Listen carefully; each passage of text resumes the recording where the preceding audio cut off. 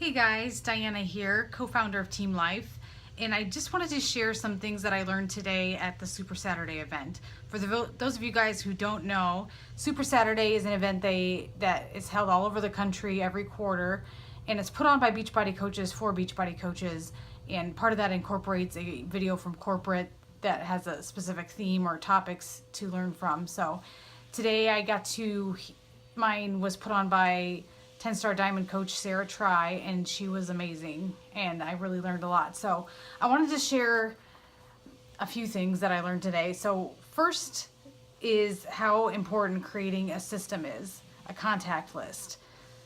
I think this is so crucial. I've been doing this since almost the get-go, not right away. Probably after a month I learned the benefits of this. So, okay, what do I mean by a contact list? I mean keeping track of every single person that comes on your radar and that you've reached out to before and coming up with a follow-up date. If you aren't hitting the goals that you want to hit, I guarantee you a big chunk of that is because you do not have a good contact system in place.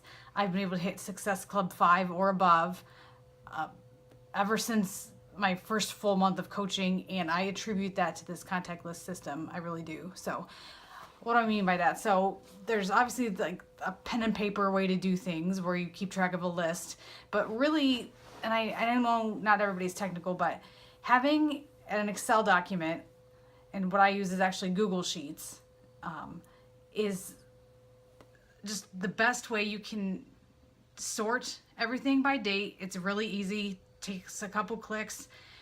Okay, so let me just back up a little bit. Okay, so with this contact list and what she shared, and what I think is important to do as well, is to have a couple different lists going. One, anybody you become friends with for the first time, or you meet in person for the first time, goes on a new peeps kind of list.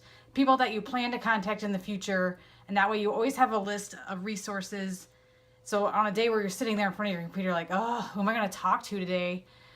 You'll have this list. Oh, I have all these fresh people that I've never contacted before. And that doesn't mean you're just like, hey, want to buy Shakeology?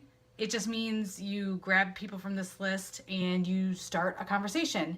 And it doesn't even have to be a Facebook message. It could just be going to their timeline, finding something you have in common or that you might want to have a question about, and just get the ball rolling that way. So new peeps list. Then you have your follow-ups list. And this is the most crucial one. You have your list of names.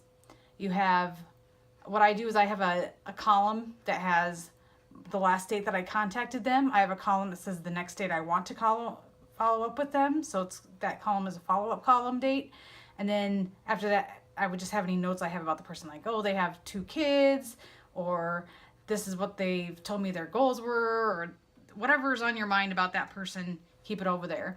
And so then if you're doing all this in Google Sheets, it makes it really easy because you can highlight your whole list, turn on the filter, which looks like a little funnel, and you put it over the date one, and then you can just hit that filter button and it'll sort everything by date. So I just learned that aspect of it today, where you can actually just do this filter button thing, and it's really super simple. But that way you know when you're going to follow up with somebody. So like, let's say you're just winging it and you reached out to Susie today, you reached out to Dan a couple days ago. You think you're going to keep track of these things, but as you start using your Facebook Messenger, you could have hundreds of conversations literally going in Facebook Messenger. There's no way you're going to remember that 5 days ago you talked to Susie and that you wanted to follow up with her today. No way. That's just totally, we're human. We can't remember everything. We think we're going to remember everything right now when we're doing it, but it's not the case. So if you start logging things, either on pen and paper, I'm not saying you can't use pen and paper because that'll work for some people, but either doing that or keep it on a Google Sheet, which, by the way, you can have an app on your phone. You can have a website on the internet, on a computer or tablet. It all syncs together. So anyway, log that information. Put that person's name down and when you're going to follow up with them. So like, let's say I'm trying to fill a challenge group and I invite somebody today, and you know as well as I do that most people, you're going to see that they read your message, but they never get back to you. That doesn't mean that they're not interested. That just means they were on their way to the grocery store when they read your message and they're human like us, and they're not going to remember to get back to you. So it's your job to follow up.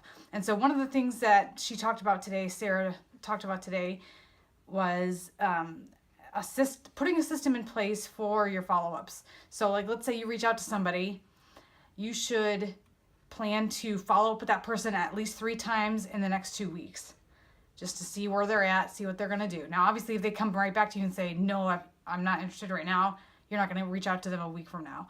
You're going to maybe put a month out from now's date on your follow-up list. So creating a system for follow-ups is so key. And if you start doing that, you're definitely going to start hitting your goals that you want to hit. But give yourself some grace. But there's a fine line there, as there is with lots of things. But if there's a day where it's your kid's birthday and you're out about celebrating, you don't worry about that day. I can't get to my business or update my contacts or do my follow-ups, because that stuff's going to happen. Just don't let that grace turn into day after day, like, tomorrow I've got this. And then tomorrow comes, tomorrow I've got this.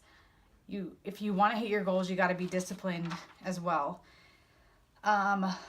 So let's see, other follow-ups. So another example that she had of follow-ups is when you're following up with somebody, keep it to a smaller post, like 1 or 2 messages, 1 or 2 sentences, and then always end with a question, whether it's on a private message or if it's underneath your post. Like if it's underneath somebody's picture, you say, wow, that looks like a lot of fun. Where did you guys go?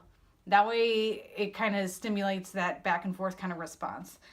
And another tip she had was to, when you have a new prospect and you're just getting to know them, have 5 to 10 different messages back and forth before you start launching into, would you like to buy a challenge pack or join my group?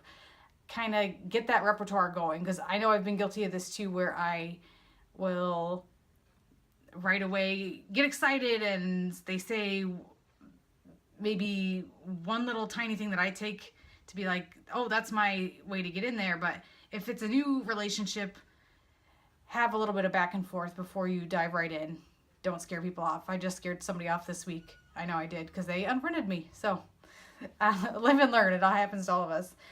All right, so that's what I wanted to start with as my takeaways, is that the contact system. So if you guys have any questions about what I do or what Katrina does, or even if you just want to share what you do as a way to maintain your follow-up list, your contact list, and what works for you, then we'd love to hear it. Comment below or make your own video and post it below, and let's just collaborate, share ideas, and let's all hit our goals and be amazing coaches. We're going to get results with people, but in order to get those results, we have to get them into our groups. So do your follow-ups and things will fall into place for you. All right, bye. Bye, guys.